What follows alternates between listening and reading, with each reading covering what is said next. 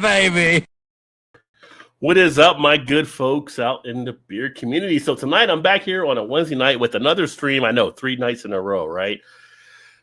You're probably getting tired of seeing me come up on YouTube, but I am taking a break tomorrow and then we'll be back on Friday for the happy hour. So anyway, I'm actually pleased to actually bring on these guests here because we've actually been working on this for a few months and we had some things that changed up. But out of Colorado, Body by Beer podcast, Liz and Chelsea been doing their thing for a bit, so we're going to get them on here and share with some of the stuff they're doing and why you might want to be checking them out, or why you definitely want to be checking them out and following them as well.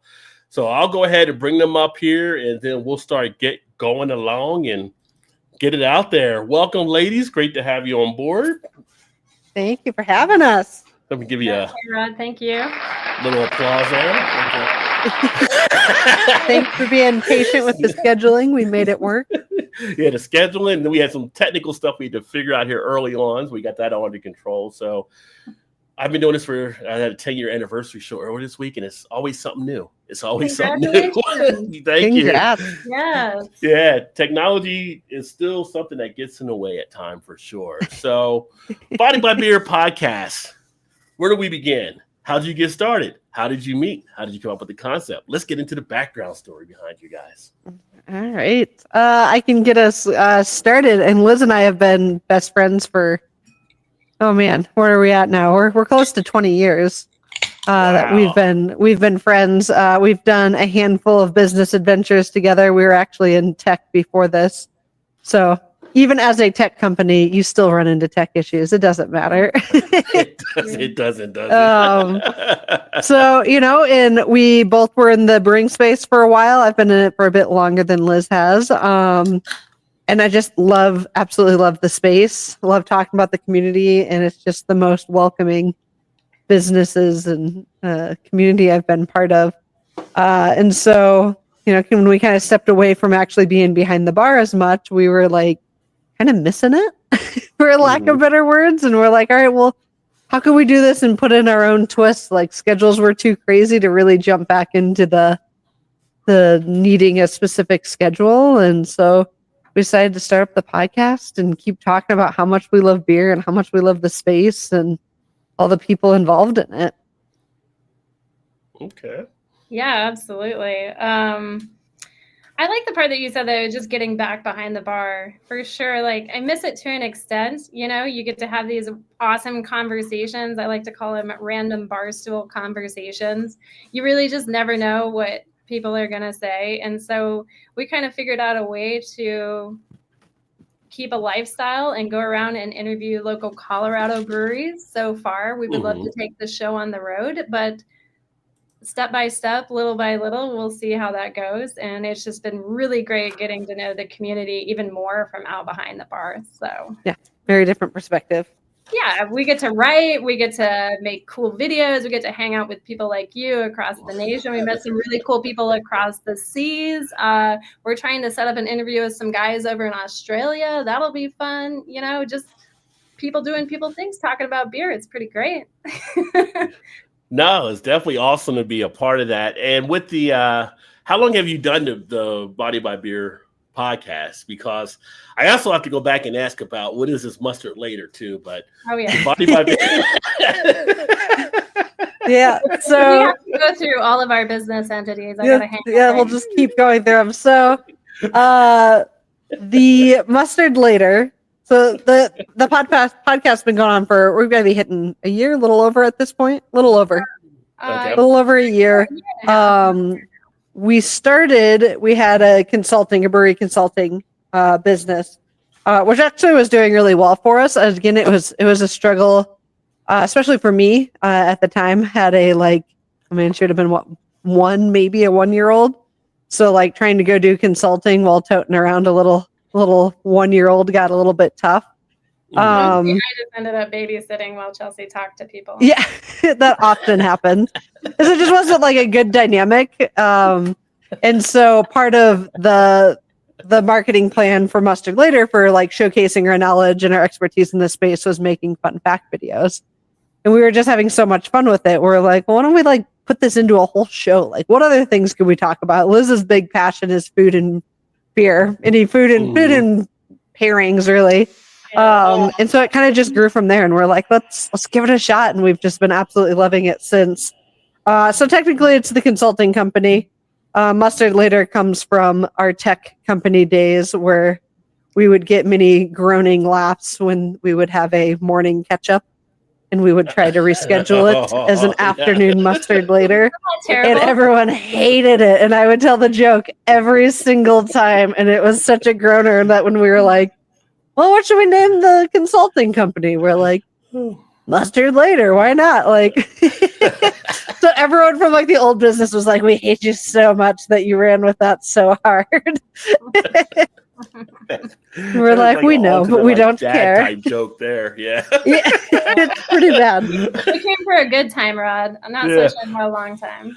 Although I will say, if anybody's out there watching and you get connected, we can get you in touch with Kendrick Lamar, get DJ Mustard. You could really blow that channel up. Ooh, see? I've been trying to get in on that SEO. People looking for Mustard, and they're like, who is Mustard later? He'd get the joke. He'd understand. So that's the long-winded. You may as go further back than I was anticipating. Yeah. We got all kinds of surprises here. So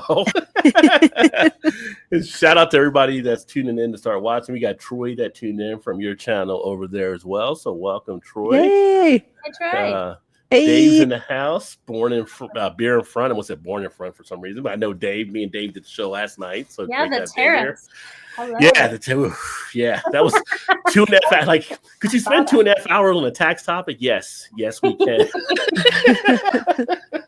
And then, of course, like we were talking about last night, we'll probably do something later today, and things will change again, which they have, because now Europe is coming back with a 50% tariff and retaliation and stuff. So now we're going to see what Trump's going to do. He'll probably wake up tomorrow morning and something else will have happened. So the whole thing is just like it's a ping pong match, right? It is. It's like a killer ping pong match at this point. And shout out to Bart in the house. Cheers, my friend. Bart chiming in from New Jersey. So great to have you on there. But so the Mustard later was part kind of that PR marketing type part that you were putting out there. But then you kind of got away with that, the other stuff, which I was going to say, if you had the baby, it was great because you had a great line, like help a mother out. You could have been using that to close some deals, right? So you know what? Like, I don't think it hurt the cause, but it always felt bad, like strolling in with like the carrier to be like, hey, you need some consulting. I can like help you get your startup off the ground. Again, we had a good success with it. It just it got to being too much when it's like in breweries that are still under construction, and she's like crawling around, and they're like, there's nails everywhere, and I'm like, well, hopefully she doesn't like crawl on one. I don't know. Well, you bring her in there like, well, the police said last time I couldn't leave her in the car, so have to do something with her. Have a little fun with it, right? So you were doing that, and you kind of got away from that, but now you're doing mainly the focus on the podcast stuff. So is that like something you guys are doing like full time, part time, kind of putting it together when you can? Because we all know you got to like mix and match till you make it happen on with YouTube or social media and all that stuff.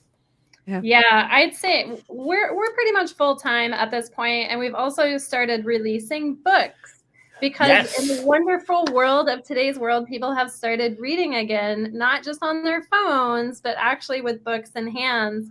So we are going down the route of releasing some books. Obviously, for me, it's Beer and Food. For Chelsea, she is the guru of this Colorado space for us of who's the award winners and why aren't these easy to find when I come into town. So she's been working really hard on compiling a lot of like the GABF, US Open, and the World Beer Cup into one book.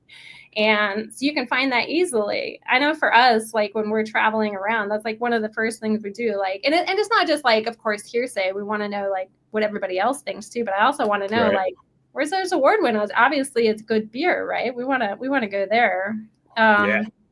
So a lot of podcasts, a lot of writing, doing a lot of the interviews. Like I said, getting out there and interviewing the local breweries, especially around the Denver area, you know, giving them a voice, putting them on a bigger stage outside of just the neighborhoods that they're in or the surrounding Denver communities, which I think, you know, especially in a time, and I know you talked tariffs all day yesterday, but like in a time where you've got that and the Cheers Act and you're talking draft lines and you're talking aluminum, I feel like it's even more so important to have that extra factor for the breweries and what else they're doing, right? Events and beyond. So that's our focus. And we were fortunate yesterday. We had Ryan Evans from Brews Beers was actually on with us on the tariffs last night too. So he's right there in the Denver area. So I don't know if you met Brian or been there, but been there. Won me over talking about Belgian beers for sure. So again, I was like, Chris Jericho, you're on the list. They do very, very good Belgian beers as well. Yeah. So he had really some great insights as we got into the whole tariff thing and talking with the tariff stuff, because, you know, you guys being right there in Colorado, and Colorado is like a heartbeat pulse of beer, like in American stuff. So what kind of things are you seeing there? Or like you're talking to people, you're seeing more concerns starting to rise, you have more things that you're noticing, you're seeing people stockpile or stuff like get the canning stuff now just in case we want to prepare ahead of time. Like what are you all getting a feel of there? Yeah, definitely I would say I don't want to say a bit of panic, but definitely not a lot of happy business owners. I mean, we talked a little bit on our last episode that, you know, that's such a huge part, especially as a small brewery. And I think really any brewery is the to-go sales are such a big bump in your sales margins. And if you can't do that because you can't afford the cans, and it was already harder getting those smaller orders for the smaller breweries. I don't even think there's enough time for people to stockpile, right? I mean, that just kind of came up so quickly to some extent. I mean, luckily we've got Ball like right here as well, but I mean, there's that is there. They are there. Yeah, I forgot about that. Yeah. It kind of snuck up a bit quickly on people. So and I also that's the unhappy people. I think I'm envisioning growlers coming back strong.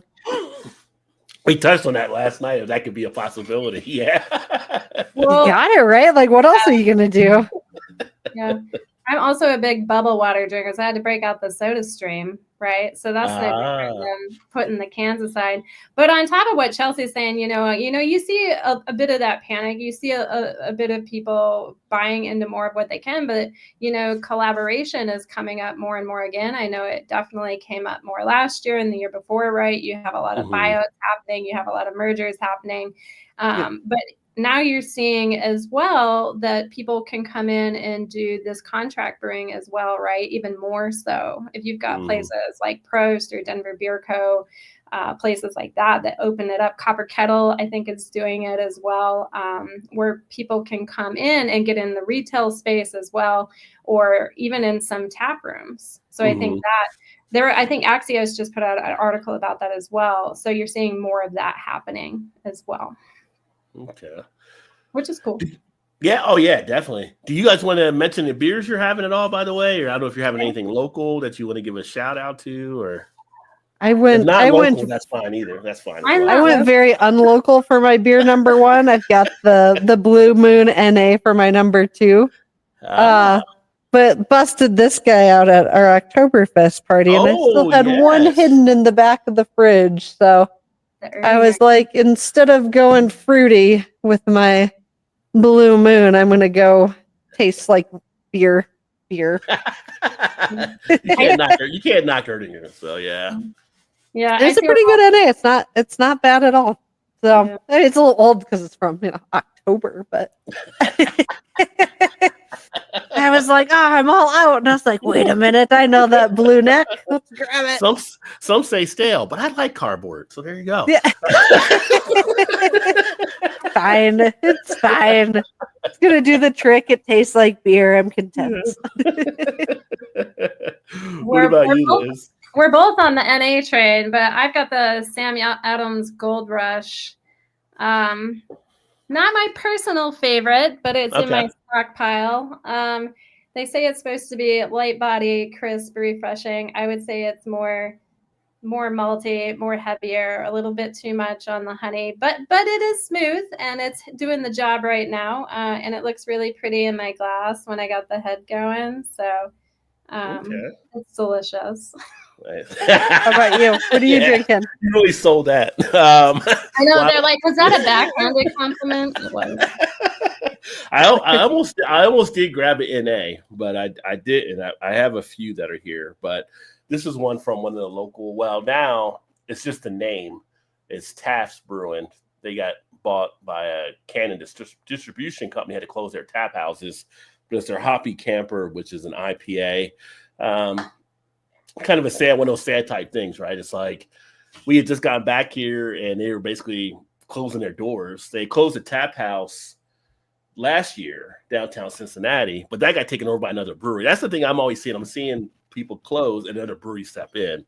Yes. And then and then they had right? They had the Brewporium, which was like this little spot out in the industrial area. They got taken over by the Canon distribution. They're going to turn that part of it into a cafeteria, but all the workers get to work for the new company that took them over. But you just have nowhere. You have nowhere to go sit and drink Taft's beer, but you can still buy it in the stores and keep the name out there. So gotcha. Yeah, we have a few breweries. Like one of the breweries here, they're the ones that brought back Little Kings, Moorline. So like you can't go to you can go to Moorline Brewhouse and now have it. I think they may have it there, but for a while you couldn't go anywhere to really do it. But they were just doing the can thing. But then they have now opened up where you can sit in there and kind of the Moorline House and drink some. But nice. if it keeps the name alive, that's a good thing too. So yeah. I mean, you gotta do what you gotta do right now, right? Yeah. And Cincinnati was. You guys have a lot where because you're in the Denver area, right? Where you're at there, Denver Metro, I guess. So Cincinnati Metro, which is probably dwarf compared to you guys, but we have like 70 breweries within like the radius that we have around what we call the loop around here. Yeah. You guys probably have a lot more than that. Now in the state, we have 400 breweries, but it's just more spread out, like with Columbus and Cleveland and Akron and all that kind of stuff. But like in Denver, how many do you have around there? Do you know like the total number right now you're sitting at? It's actually, I mean, Colorado's in that same 400-ish total. Yeah. Okay. And I want to say like 250 to 3 are all in the Denver area. Because I mean, we don't really have any other big cities. You know what I mean? Like, it's half of the state's mountains and uninhabitable. So it's kind of like Denver. And then there's a handful of like medium-sized areas that have a good like ratio of breweries, but there's a lot of in-between space. So the bulk are definitely in the Denver, Colorado area. Yeah. I mean, we got hit. I think I just saw it was like 42 breweries closed last year. Oh, wow. So, I mean, 10%. Did they get absorbed up by somebody else though? Or did they kind of just...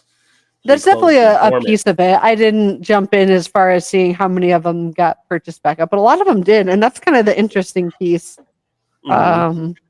Is it's this, and a lot of times it's like the medium to bigger size breweries as well that are taking over more spaces. So like Liz brought up Kroos, they're opening up another location.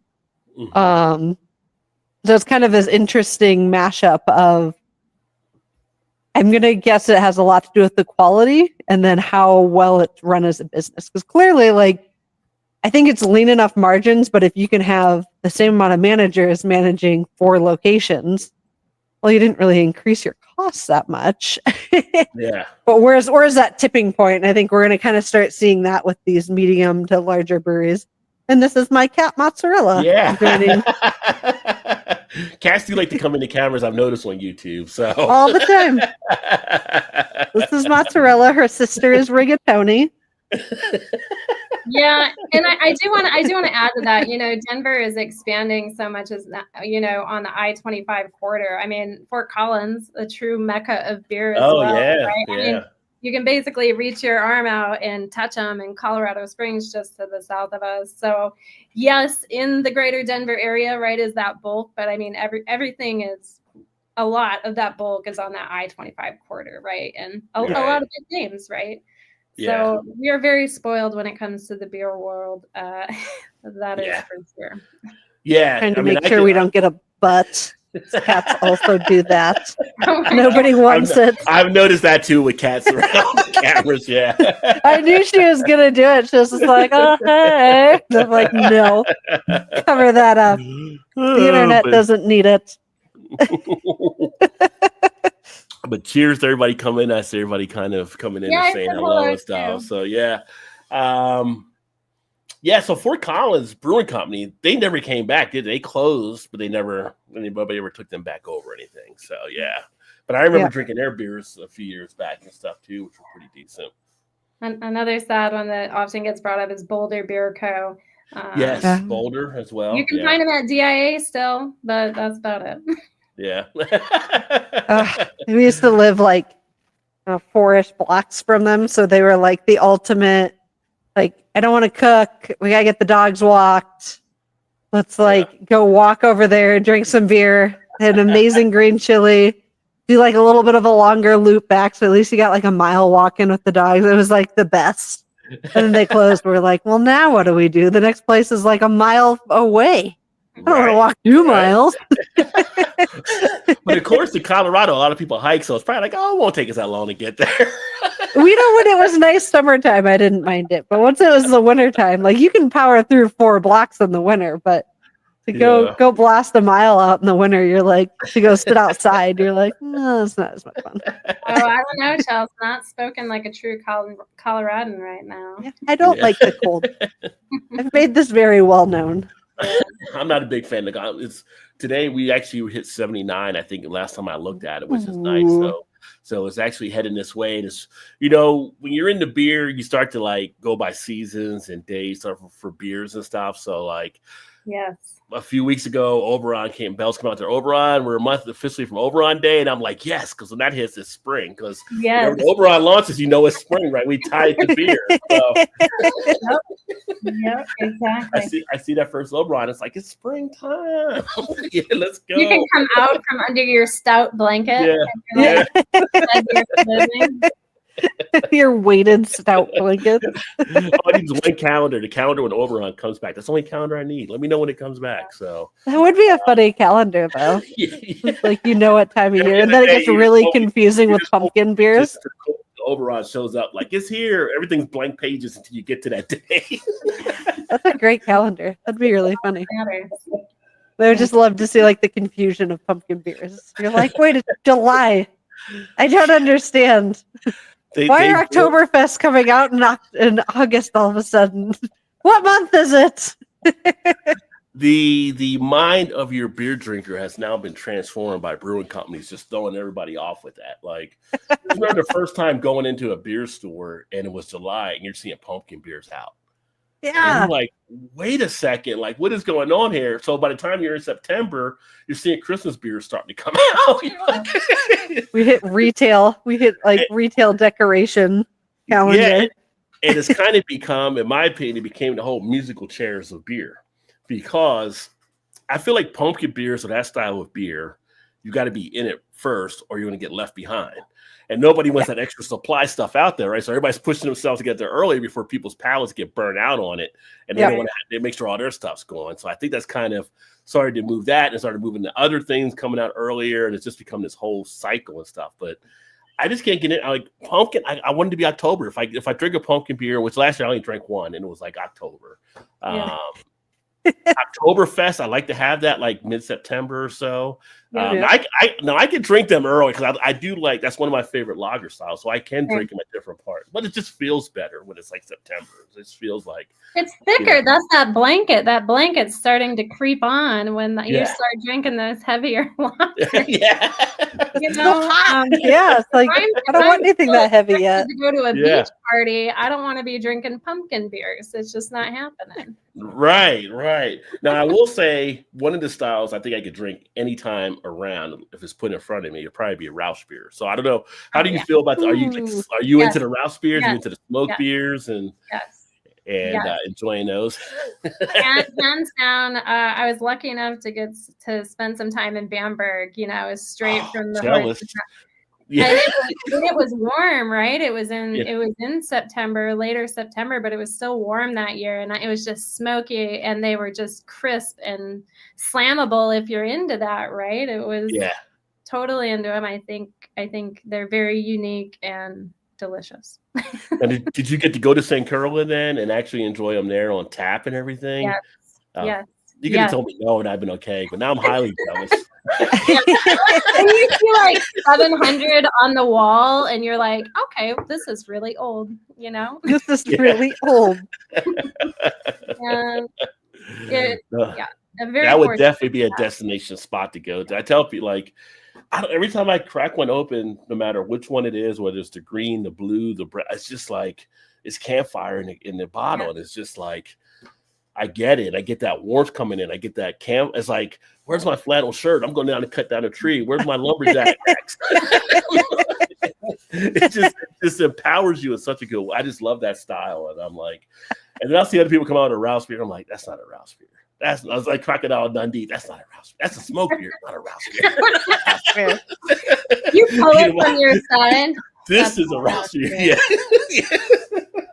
I feel like I'm just like envisioning this, like you like opening, and then you zoom out, and all of a sudden you're in a flannel, and you're like, "Whoa, weird!" And then you start pouring it, and like an axe appears over your shoulder, and you're like, "What is happening?" Like, then you take a drink, and you're just like in the middle of a forest, and you're like, "Wow!" Now I got to tell you, we've got some YouTubers watching. We got Alkanaus, we got Dave, we got people. Somebody might steal that idea to put out on video. You know, work for somebody.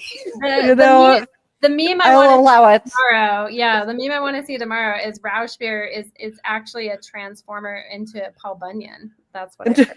Oh, there you go. And then also an ox appears later behind you because somebody's got to haul those trees. Yeah. Oh, you have an ox appear behind you, and then you have Will Ferrell come out of the woods like, "You're my boy, Blue." No, but he would probably steal your beer, and then you'd have to beat up Will Ferrell. Yeah, you go Frank the Tank on you, probably. Yeah, that's what I was just gonna say. It's gonna be faster than me. I know it. He's so tall. Advantage. A part of our lexicon. I saw him being interviewed on one of the shows about, like, you know, when people come up to you, like, what do you hear? Like, people like quotes, and he's like, "Oh, I get stuff from like the Kicking and Screaming, and he got stuff from Step Brothers, and he got stuff from all the movies he's done." I mean, the man, like all the people that quote his lines in movies and stuff. But I was upset because I didn't have one Ricky Bobby was in there. Nobody said Ricky Bobby. No Blades of Glory. Nobody did Blades of Glory. Nobody said Step Brothers. He was giving lines from his other movies. I'm like, these people aren't your fans. They're not even watching the good stuff. You get I can't quite give Blades of Glory the good stuff, but it is funny. You can't get one nunchuck from Wedding Crashers. No one came up there like almost nunchucked your ass. Like nobody said that to you. Like Also, now that you say that, like, name a more quotable actor, and I don't know if there is one. I think when in the modern movie scene, I feel like Will Ferrell might be one of the top ones, right? So you go back older stuff, you could do Pacino, you could do De Niro, and things like that. But as far as some of the modern type things, I mean, Will Ferrell, Elf, like people were quoting Elf, he was saying all the time. So yeah, he's definitely up there. But looking at like the beer type stuff, what is, like, you know, we talked Rouse beer, but what are some of your favorite styles to actually enjoy? What do you really get into, and what styles are you not as particular or fond of, maybe? Here we go first, Liz. Yeah. It's like, I did my terrible pitch for this. And if you want to, like, what styles do you think might be overhyped at this point? Like, there's just so much of it. Yeah. All right, Kitty, you just got to get down. You're being ridiculous. Come here. There we go. All right. See, my go-to style. Ray with Alkanaus already stealing the idea to tell him about the roster because Paul's his partner. Paul comes up with the creative type stuff they do. They get together and do stuff. Perfect. Like, give our little name up there. Yeah. We'll be happy with it. Just a little name and a credit there. Yeah. Yeah. Inspired by right. dumb things that the Body by Beer podcast said. Mm-hmm. The sours are totally my go-to. Okay. I love sours because I love how well they pair with food, which is funny because, like, Liz is totally like our food and beer pairing expert. And a lot of that Mhm. comes from she has a way better palate than I do for pairing different styles. I just get I am such a big sour fan that like I have a hard time pairing IPAs. I get some stouts, but like sours are just kind of my go-to for it. Overrated. I don't like the milkshake stuff. I don't like the milkshake IPAs or Not the bringing the boys in the yard. Not bringing them. No. no, not the. They're just a gut ache in a cup. Yeah. The they stupid are. the pastry stouts again, like I can get for like a little bit, like a Yeah. little taster size, but people that can just sit and take down glass after glass, I'm just like, oh my god, your blood pressure, your sugar levels must just be like through the roof right now. Like you just pounded like 18 candy bars. I don't know how Well, you're not sick. Like I think it so depends I would say the on milkshake pastry I style, would throw on the overrated. Like I Yeah. like a hazy, but I'm gonna say I'm like the more like original hazies that just like they weren't so heavy, they weren't so chewy, they weren't so orange juicy, just like take a little bit of the bite of the IPA or of the hops off of it, Mhm. make it a little bit citrusy, but it doesn't need to be chewing on the pulp of an orange. Gotcha. There's my 2 cents. Well, it's funny when you drink them and you're like, "What is that on my glass?" It's like, "Did I drink orange juice? Did I drink a beer?" Like all the pulp and stuff. Like, I love. yeah, yeah. I Yeah. love that. Like Chels, I do love a good sour, but also a fan of drinking wine. So anybody who is a wine drinker and maybe thinks they're on the fence about beer, we always recommend going to the sours. It's not that big of a leap as far as the palate is concerned. But I am a lager girl to the heart, to the core. But I definitely like my Munich style lagers, right? Mhm. Oktoberfest is my favorite holiday. I don't, even Christmas, even Halloween, even whatever gets put below Oktoberfest, because when that comes out, that is the best time of the year. You're talking steins and pretzels and pork knuckle and yes, please. Like Well, I I am blasting mean, through the door quicker than the Kool-Aid man. I know you're a world traveling all, right? 'Cause I got to go to Bamberg and I got to drink Rouse beer on tap at St. Carla, but Did I? here in this Wait, I didn't throw my hair. There you go. here in the States, we got a little thing here in Cincinnati called Oktoberfest as well. Cincinnati with the Z, Okay. biggest Oktoberfest in the world outside Munich. Wow. Why have I not been to this? Yeah. That's what I'm wondering. Oh, maybe So- that's We can fix this. Yeah, September. you need to come down in September for that. And we get all 6 of the breweries that come over here to do Oktoberfest in Munich. They bring That's their awesome. stuff over and different stuff. And like, I don't even drink the craft beer when I go to it. I'm all just drinking all the German stuff that comes over. Yeah. Why wouldn't you? You can watch Joey Chestnut throw down like 80 sausages in 10 minutes or something, which I have to tell you, until you see it in person, TV doesn't do it justice. When you actually sit there real live watching them kill these sausages, it's just like crazy. Does it make it better or worse? It seems like it would make it worse seeing it live. It in a way, it might be like a bad accident on the highway, maybe, but at the same point, it's kind of there's an exhilaration factor that's in play. Like watching them, you're just enthralled. Like I can't look away. I can't look away. And then you start watching the other people, when you start seeing them getting stuck, and you're like, oh, you're done. Just leave. You're done. Joey's crushing you right now. So it becomes a whole event watching this man. Like, and he's not even the biggest guy on the stage, and he's just putting them away. Like, where are they going? It's a magic trick. He's David Copperfield up there. What is happening? Do the Kobayashi crunches to squish it down. Yeah, I wish that Kobayashi didn't retire, because I would love to see both of them come here and do the sausage thing. That would have been awesome. Or the Black Widow if she would have come too. But I've never really been as enthralled to watch this sport or competition of eating like that until I saw it in person. And I was like, that is really interesting. Like, I mean, all right, you've got me intrigued. I probably wouldn't have gone, but now I'm like, yeah. All right. And you got the pets. I know both of you had the pets, and they got the little wiener dog races they do, which people love watching them. Yeah. They get the dachshunds out there. People dress up in all the lederhosen and bring over all the stuff. So you get like the Oktoberfest pins and all that kind. It's a great time. I love it. I'm in. If we can make it happen, we'll be there. Yeah, got to get you out here. Yeah.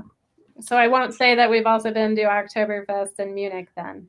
Okay. Of course you have. I mean, I expect you to say you have, but Chelsea froze on them. Yeah, yeah.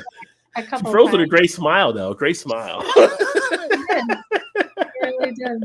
I think that Oktoberfest stunner there. But Yeah. yep. Vanessa was talking about doing the corned beef. Is next Yeah. month? What? Because St. Patrick's Day is Monday, right? So that'd been perfect. Yeah, it is Monday. Yeah. And you had mentioned dry Irish stout to pair. So that. Well, yeah, I mean, classic, right? Like, Yeah. you got to do it. You can't go wrong with it. There we go. No. She's back. There you go. I was like, And was then- it just me? No, We I- all disappeared. But You had a it's great just smile. You me. had a great smile though, so you were good. Ooh, that makes me feel good. You know how hard it is to get frozen and not look awful? Impressive.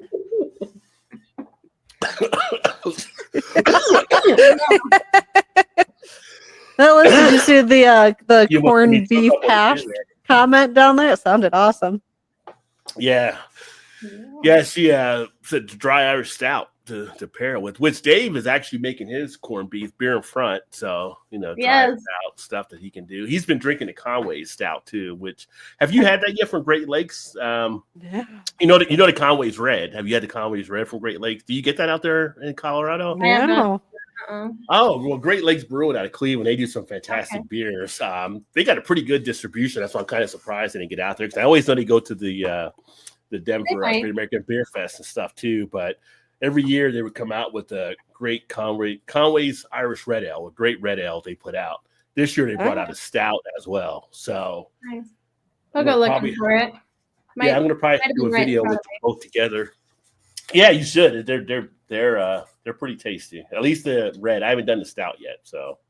But it's a dry Irish stout, so I'm sure it'll be solid. Oh yeah. Yeah. So St. Patty's Day, are you more traditional with like Dude, stout? again, I'm gonna- go to. I'm going to do a little adjustment, so I might be kind of goofy here. I'm going to prioritize my phone on Okay. our Wi-Fi. See if it helps me from freezing. She's like that Dream of Jeannie where she just keeps disappearing like Jeannie did on that TV show back in the Do day. the nose twitch. Yeah. And then Major Nelson's like, Jeannie? Trying to Quit figure out where twitching to your go. nose, Chelsea. Yeah. Must be allergies. Yeah, surely. Yeah. Yeah, definitely stout.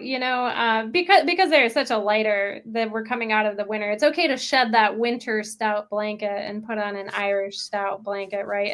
Especially with the good grams of protein that accompany it most Right. of the time.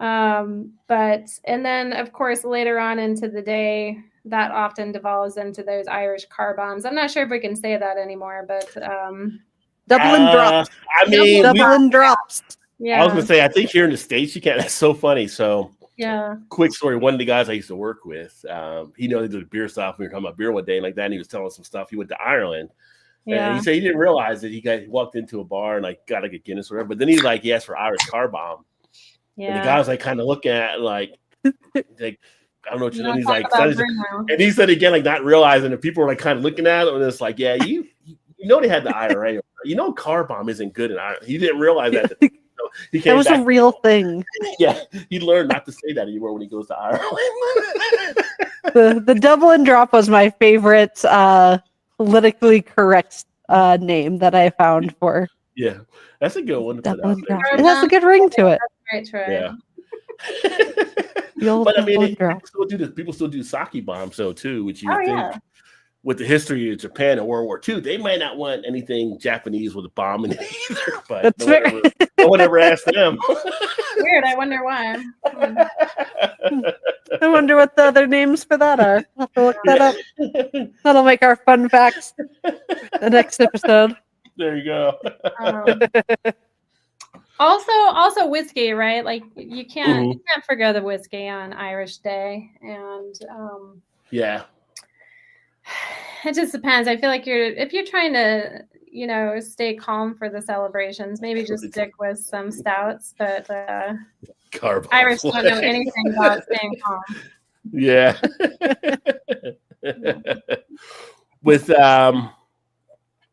talking about the Irish whiskey, like is there a favorite Irish whiskey you like to have with the beer? Do you boil or maker it up? Get like the Bushmills and something or Yeah, I'm from rural America, so Jameson's fine. okay. That's Now she's rural America after traveling the world. Now I'm just rural America. just raw. I'm Don't be so confusing, Elizabeth. Yeah. That's a good point. That's a good point. I was actually just staring at a deer walk through my yard. So there. Well, it's Colorado. It can America. happen. Yeah. Well, like Vanessa, she's actually in Connecticut, but she's huge in the South. So she's a big Dragon's Milk fan. Oh yeah. And now Guinness Foreign Extra Stout is one that she has in there too. And I had the CEO on for Left Hand, so she became a Left Hand Nitro fan too. Nice. So she loves having the stouts. I've got the 50-year D&D anniversary Dragon's Milk Dragon. I think it is from Dragons. In the fridge right now that I picked up from my hubby. That I was like, when he got back, I was like, hey, I got this really good beer. And then I went to pull it out and I was like, that's a 20% bomber. You got to wait for Liz to get back to drink that. You probably don't need to drink that on your own right now. This is going to knock you out. That sounds like a challenge to me. So yep. I was like, I actually saw that, but I didn't pick it up. And then I kind of kicked myself for not getting it. So I may go back in one of the spots I know around here, one of those off the beaten path type places might still have it. But nice. I did finally, after searching for this thing like over the last year and a half, whatever, get Dragon's Milk Triple Mash. Yeah. I finally found a triple mash for that. So I picked that up here this past weekend. So congrats on that as well. Thanks. And I get these beers. And I put them in, well, it's my closet now because we moved here, but I've got all these beers in here. It's like I try to get stuff I can hold on to, but then it's like, I still got like Great Divide in there I got to drink. I still got like Epic Big Bad Bad. Like I keep stockpiling. I'm basically like a prepper in case things go bad. I got the beer. So, I mean, things go bad. I can hold out for a few months for sure. So what happens in September, we'll just stay there after. Just crash. Yeah. And I know how to make beer. So it gives me time to make beer. So to get to that. Which is another thing I was going to ask. So all the stuff you're doing around beer, have you guys ever made beer yourself, like homebrew, came up with different things, or kind of just more consume? I have made beer, but I consider it like making a boxed cake and then calling yourself a baker. Like I'm not going to sit and say like I brewed because I made one of these like little kits by any means. We did put some reasonable effort in to get a decent brewing system set up in the garage. And it is a big goal of ours to actually get into the weeds and learn how to brew. The other piece, we thought it would be a fun segment to like bring in these big brewers and have them like brew their like iconic recipes on our like little system at the house. Oh, okay. Right? And I was like, that'd be kind of a fun thing. Like, I feel like people would geek out on, and we're like, we need to at least like know what we're doing. So when they show up, we're not just like Moana, like, you don't know how to sail. I am self-taught. So we're like, all right, let's step up our game so we're not completely ignorant and then start working on this segment. But it is a big life goal. Just hasn't come to fruition quite yet for us. Yeah, we're not totally naive to the process, right? Like we've got to be part of some brew days with like Wincoop Brewing here in beautiful Denver, Colorado, and Steven at Monolith Brewing let us come in and learn from him. And so it's more about just like putting pen to paper, right? And actually going through with it. So I am excited once we do open up the little tiny brew shop and maybe have a little tiny brew desk. We of course have big dreams when it comes to that, but you know how it is. Like you're trying to do this full time or supplement in this way or the other, and it's like, oh yeah, but what about the brewing process, right? Because, such a big part of this audience, I mean, a lot of you are home brewers, right? I mean, and that's where it started, right? So kind of getting back to that, I definitely come from a behind the bar perspective, right? So I sling the beer, I pour the beer, I talk about the beer, I taste the beer, and try not to sound like such a jerk about it sometimes, like Bamberg. The golden rule, right? The golden rule. Oh man. Yeah, like Troy said, the foreign extras are like Oh yeah. I've had Guinness for years, but the first time I had the foreign extra, I felt like Guinness was holding back on me. Yeah. Like, are you kidding me? Like, and Yeah. it was such a stumbling experience. I stumbled across it in one of my stores. They never had it before. They got it like from one of the wholesale things, and it was kind of like I ended up getting like this case. It was like $12.99 for a case of foreign extra. Yeah. Look at the date. All the dates are final, and I'm like, well, I'll give it a shot or whatever. I mean, if Yeah. anything, it's Guinness, right?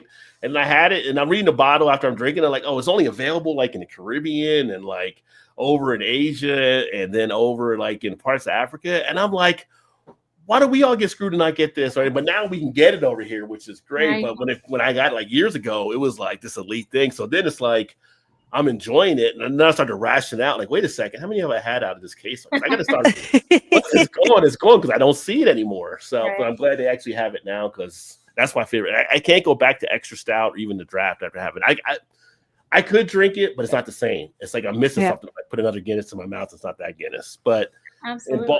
in Baltimore, we had the brewery, and the IPA collection they had there from the small batch was great. They were doing stuff there you couldn't get unless you went to the brewery. So I think Chicago, they do that now with some of the stuff they have. So if you ever get a chance to go to either of those cities, I would definitely say check them out there. And with the small we batch did stuff. Chicago a couple years ago, but we were there for a very quick trip, and we went to Goose Island very early, and we didn't make it a whole lot past their full flight of stout.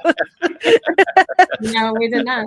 We all went out for my birthday, and we went and saw Tina Fey and Amy Poehler do their stand-up. And that's pretty cool. we all definitely were like, we remember some of the show. I remember laughing a lot. I don't think I could regurgitate a single joke. But I know I laughed the entire time. Well, mentioning like Goose Island, that was one of the things I was going to look at kind of when we got together here. Do you still find like, are there certain places? Because back in the day, like Goose Island was one of those beers that people lined up for. Do you still see anything like that out in Denver, or still breweries out there where people will kind of line up when they see releases are coming, or are people kind of past that point now because you have so many good beers being offered? We just, sorry to jump in. So we just picked up the 13th anniversary from River North Brewing.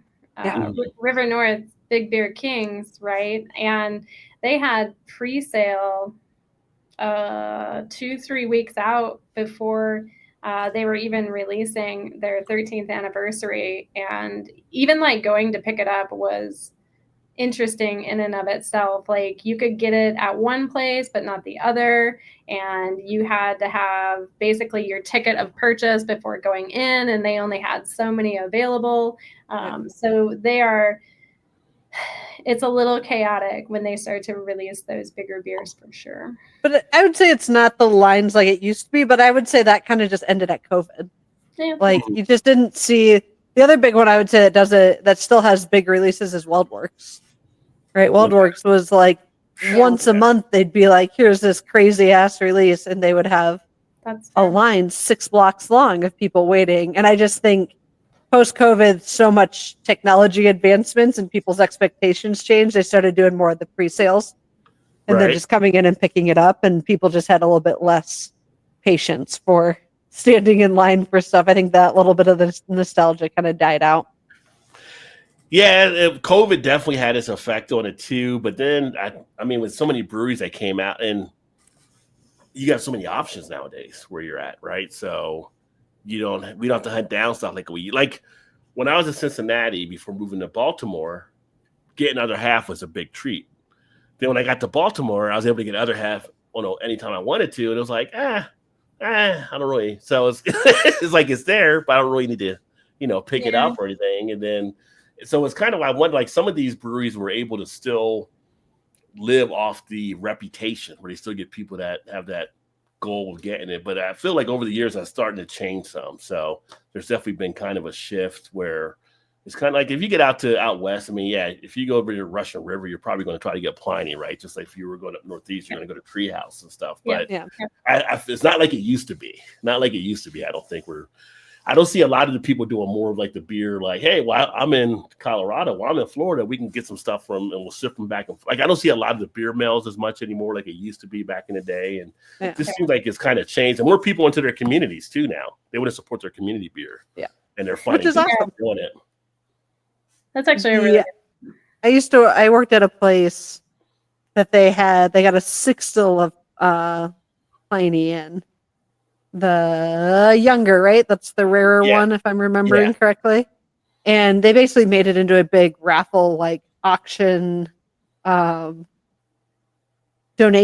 event. And it was such a fun day to work. They did it every year. They got the sixtel every year, and they donated it to like the school, like sports clubs or something.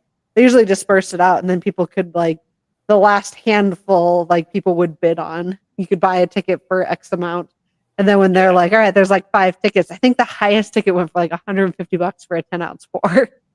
Wow. Well, I mean, it's for good just cause, like, right? dude. It's for a good But cause. also cool.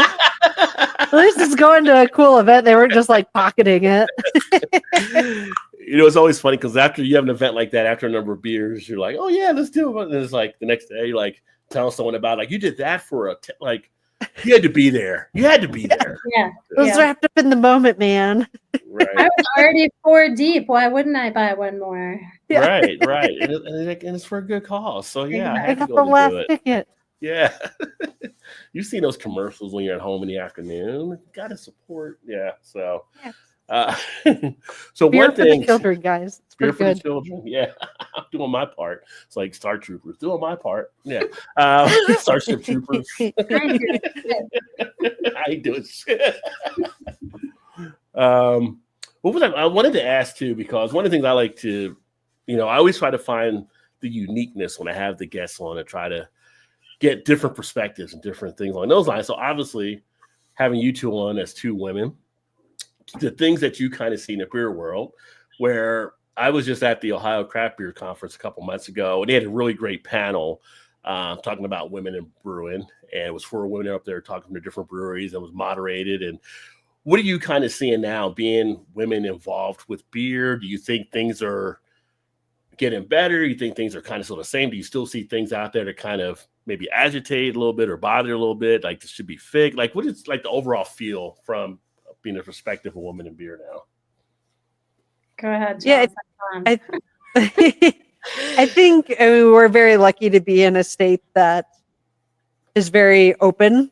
But I also think, we've all, I don't think there's going to be a single woman that's been in the brewing space, even in Colorado, that hasn't faced some sort of issues and pushback and discrimination. And there already is very few women-owned breweries. So even though we might have more than the average state, it's still a huge low number comparatively. I think there's attempts at getting better. I think in a lot of places there are things getting better. We did a great interview with Holiday Lee, with Karen, and one of the reasons she went with like the crowdsourcing for their next round of fundraising is she was like, I can get more women investors involved. Like they might not be able to do a big amount, but if I run it this way, we can get a lot more women involved. And she is 100%. She's a women-owned, like certified women-owned brewery. And gluten-free. And gluten-free. Actually, just got gluten-free. She just got hit up on the Forbes list for being like one of the more impactful women-owned businesses. So in things like that, right? Like having people that are coming up with innovative ways to get more women involved, I think that's getting a lot better. But it's still not necessarily at like the same level bar of where men have been able to progress in the space. Sure. So it's getting better. Yeah. And I feel like in less direct ways that hopefully long run will have this bigger outcome. And I was lucky through my my time throughout the space of having really supportive people around. And if I was getting pushback or people having any discrimination issues with me or thinking that they knew more shit than I did, I had a good backing of people that would would easily throw down for me, which was always kind of nice. And I We was got just this. like, We got this. yeah, and I was like, yeah. thanks, appreciate that. That person was kind of a prick. Yeah, and it's Women's Month, Women's History Month, which is cool. There's a lot of great women brewers, especially in the Colorado area, and more coming up, and more that are becoming full brewery owners and operators and brewers, which is really cool to see. So it's not just from a manager point of view, it's not just from a behind the bar point of view, but I mean, you're really hitting the full circle of things for women. And it's just nice to have more of the faces out there. So for women that are interested in the space, or maybe didn't feel comfortable in the space, at least there's more of it. I feel like to an extent, you're always going to have different points of views and perspectives, but at the end of the day, the craft beer community is such a really great community. A lot of people willing to share their stories, share their history, share their time, and therefore it kind of encompasses, I think, just a better environment anyway. And that's just been my experience. So all in all, I would say it's been really good for the most part. Yeah. Good. Yeah, I mean, I think when you look at that, you have the opportunities there. Plus, you also have the input of having ideas come from some, like the base of craft beer, right? It's not just the white male bait that we got, just like, less than 1% or black that are like running breweries, right? You have less the women, you have less the Asian. I saw another one today about it was another brewery. It was the second one I saw, but it was like a Iranian American here who ended up bringing back these old recipes to a brewery that they were doing the brew based off the recipes of her great grandparents or family, going back into like being in Iran and stuff, using a different spice. And so there's all this whole type of thing that's being missed when you don't have all it together. So I know that I've had some of the women on before, and it's kind of like things were getting better, but some still see things here and there. Watching the panel was excellent, because I thought they hit on some key things. Like one of the women brewers ran her brewery, which I think gets missed upon with some stuff, is like how she designed it. She designed it to make it more accessible for like women, because women are usually shorter than men are. So the shelves are like down. Everything was like designed to make it more comfortable for women to actually be in there, which was such a great idea. It's just like, that's just something guys just like miss. Like, you don't even think about that. You think average guy's like 6 foot, so we'll make a shelf here or make it there or whatever. But she's like, no, if one average woman's like 5'6", we need it here type thing. And that's cool. That'd be a great conversation to listen to. Hopefully she doesn't like sell the brewery off to like some really tall guy. And he's just like, God, why is everything so low? Is it just me?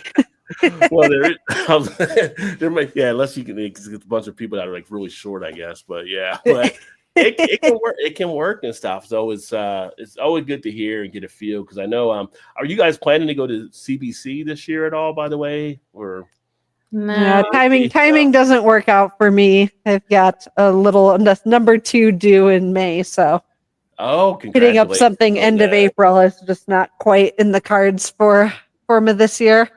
Now I get the NA. Yes. We're just watching my caloric intake. There you go. Moderate, right? You got to moderate. Moderation. But I remember when there were some stories that came back when you were in Nashville and some stuff. So it was kind of like things have been kind of going good, and there was a few things that popped out of that, and then I think they were addressing some of that stuff there. So things I think have definitely gotten better over the years, but I'm always just curious what the take is from people that are actively in it and doing stuff. And are you doing any work like with Pink Boots type things, or do you get? Not yet. Yeah, they're always on our radar. I feel like we've been really receptive, especially from, a podcast point of view, just getting in and interviewing breweries. And, at first we're like, we just have to have all women on. And then it was like, well, but still at the end of the day, the majority of beer drinkers and the beer drinkers that are online, it's really a male dominated world still. So it's like, well, we got to get guys on here too, because a lot of the people that mentored us were men as well, and it's like, okay. But anyway, so they are on our list, but we haven't spoken with them yet. Okay. Well, hopefully you get connected with them on some stuff Yeah. there and some of the stuff, the good things they're actually doing. And then I wanted to, before I know we got to jump off here in a bit, but I was going to pull up the website to share the website with everyone as well. And I put different links in the comments where you can follow you. the social media. And then at the top, the website is pinned as well. So you can see that there too. Awesome. Yes, here we go. So here is the website here. Woo. Body by Beer podcast. We're right Bubbly above- fun right there. And a lot of good stuff. You got a lot of stuff. I didn't really talk too much about the books, but you do have the books and stuff out there too. And I had Liz books, Beer Pairing Basics, That's and it. then Crafted to Pair. Yeah. Wait a minute. Crafted to Pair. With Boozy Jerky. That's our newest release. We teamed up with a jerky company, and Yeah. they do premium brisket jerky infused with craft beer. It's really good stuff, and it pairs amazing with beer because it's also made with beer. So, Well, you know, you got bad handwriting when you can't even read the handwriting. I'm looking at it like, what? Did I can't write read that my down there? Yeah. That's all right. And then Chelsea had Colorado Brewery Bucket List Guide to Award-Winning Beers as well. So, and we have all of that stuff out there. You can actually get that through Amazon, which they're actually part of the store. I added in my Amazon store there too, so you can see that there with beer education materials. Awesome.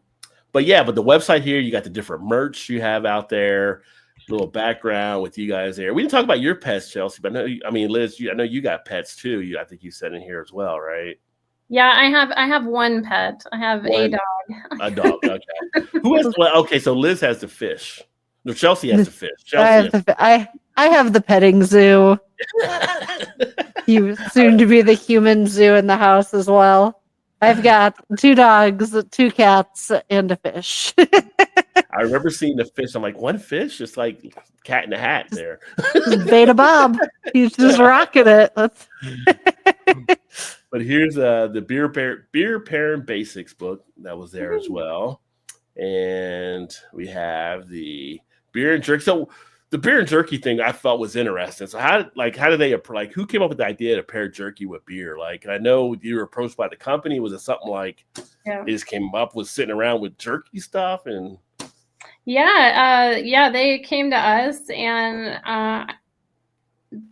so they used to work for a bigger jerky company that exists, and then they decided to go off on their own, and they're big craft beer fans too, so they decided to fuse the two together. So you've got craft beer and craft jerky, put them together. And then I think they reached out to us on Instagram, something like that. But and we were like, hey, why don't we do a book and a bag of jerky? And we were like all in, right? Like, why wouldn't we want to do this? And so we got it out there. And then after I was done with it, I was like, we probably should have started with like a generic jerky book first. Right. There's still time. It's still applicable, right? Like, I feel like you get the gist. They've got spicy, they got savory, they got sweet, teriyaki, you know what I mean? And for all you hop heads out there, of course, IPAs go great with spicy food. And if you like spicy food, I love spicy food. If you want the extra intensity, yes, you can definitely take it up a notch. And Liz did a good job at. They offer some pairing suggestions like on their site and on the bag and whatnot. But Liz definitely took it to another level of, if you're really into beer and food pairing, of like all the different ways to combine it and kind of breaking down like why it works, so you could take some of those flavors, put it into your own food, and you're going to know what pairs well with that meal. So it was definitely a fun collab. There's fingers crossed that they'll be launching the actual book in a bag here in the next week or two. They've been busy and getting hit with stuff, so they're a little behind on getting that part of the launch out, but that's okay. It happens. When you're 2 small companies, you got to just get done what you can get done. So that'll be an official collab release soon, versus right now you have to kind of like go here and buy it and buy this over here, and it's not the best user experience. So working on that purchasing user experience for people. Okay. But it's a cool gift. I mean, it's definitely unique, right? To have them paired together to just, Oh yeah, yeah. get a little sample pack of jerky and have this book, and what a fun way to just hang out for the night. Yeah. Do you compare, with your feeling is having a jerky to beer to what's written in a book there too, and see how it matches up to stuff too. So it Yeah. makes it a little fun. And I know we talked about Liz doing a lot of the food stuff, but Chelsea, you're a little bit of a foodie too. So right, like you mentioned I some of the am. food stuff, maybe not as much as Liz, but you definitely have a little foodie in you. I mean, I'm not gonna sit and say I don't, but like I said, Liz just has a better palate for a wider array of beers and pairing it with food than I do. I get so like hooked in on the sours that I don't tend to adventure as far away when I'm pairing with my foods. I also have, I think your probably collection of stouts that you have in your closet is like my collection of sours. So like when I'm like going to do a pairing, I'm like, why wouldn't I use one of these bajillion sours I have stockpiled? Like, I'm not going to use a different beer. I'm like so stocked up on sours. I need to like be turning through them. Right. Oh, that's the life we live. Yeah, it's a tough one, guys. We really do live a harsh life here. Look at all this beer. I guess I'll drink one. So yeah. There you go. Which lovely fancy beer that I've been stockpiling for 2 years should I drink this evening? Right. Well, you two have definitely been fantastic to have on tonight. I have to get you back on for some more stuff. And I know we were a little short on time and everything, but make sure everybody watching, or if you're listening back on the podcast, to go check out Body by Beer podcast. Anything you want to say closing, any other upcoming stuff you want to mention that you're working we're on? just doing a little revamp on the show, and kind of what you talked about is getting more time available. So instead of doing 2 big long shows, we're going to kind of break it up over the course of the month and disperse the segments out. Okay. We've got some good interviews lined up that are coming up, and we've been kind of full bore ahead on getting the books all launched and published. So that's been consuming a lot of the time that we have, and we're looking forward to getting more of these interviews out and more stuff out and about. And this was awesome. Wishes wouldn't have taken us so long to get lined up on. This is great. Life but happens. We did it. Life happens, right? Just the first with more to come down the line, I believe, and everything. So Love it.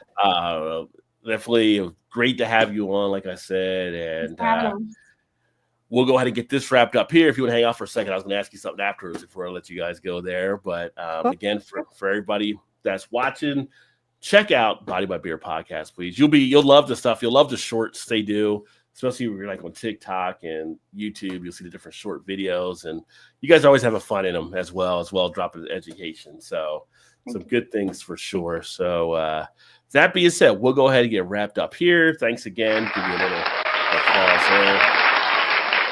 Thanks for having us. Yes, thank you. Yeah. And we'll go ahead and get closed out. But thanks for everybody that tuned in, and see you guys on the next live stream or video. Cheers, Thanks, everybody.